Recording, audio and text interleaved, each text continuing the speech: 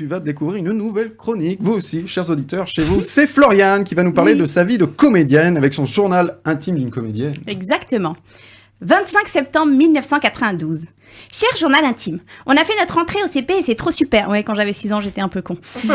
La maîtresse, elle a dit qu'on va préparer un spectacle de théâtre. Alors, je suis trop contente. On va écrire des poèmes sur notre quartier. Puis aussi, on va les mettre en scène pour les raconter. Alors, je sais pas ce que ça veut dire, les mettre en scène, mais je sais qu'on aura le droit de parler fort et peut-être même de crier et de courir et de danser. Et voilà comment tout a commencé à l'âge de 6 ans. J'étais piquée. Je voulais être comédienne. Alors à 6 ans, être comédienne, c'est raconter des histoires, c'était m'exprimer sans entendre de la bouche de mes grands frères « Ta gueule, on s'en fout » ou « Arrête de hurler quand tu parles, on dirait la voix de mamie ». True story. À 12 ans, être comédienne, c'était aller à la MJC de Corbeil-Essonnes le mercredi après-midi et le samedi matin et boire les paroles de ma professeure Dominique. Ah, Dominique, elle était belle, elle était libre, elle avait des cheveux très longs. Parfois, elle s'assoyait dessus. Elle s'assoyait, ouais. Elle avait une voix posée, douce, et même dans ses propos fermes, sa voix restait douce. C'était une artiste. Et moi, du haut de mes 1m53, je pensais, quand je serai grande, je serai Dominique. Ouais, Dominique, avec elle, j'allais entrer dans la peau de personnages, découvrir Cyrano de Bergerac et les classiques comme Le songe d'une nuit d'été de Shakespeare, découvrir la vie de troupe, les costumes. Et puis je rentrais à la maison, et être comédienne, c'était déjà un boulot à plein temps. La caméra de vacances de mes parents qui trônait dans le placard allait devenir ma meilleure amie. J'écrivais des spectacles pour mes frères et sœurs. Ça, c'est les joies de la famille nombreuse. Et accessoirement, j'effaçais des souvenirs de vacances. Papa, maman, pardon. Mais vous comprenez bien qu'à 12 ans, créer des faux génériques de séries imaginaires avec mes frères et sœurs, ou encore refaire les clips des Spice Girls avec mes copines, c'était devenu vital. À 18 ans, être comédienne, c'était tellement cool.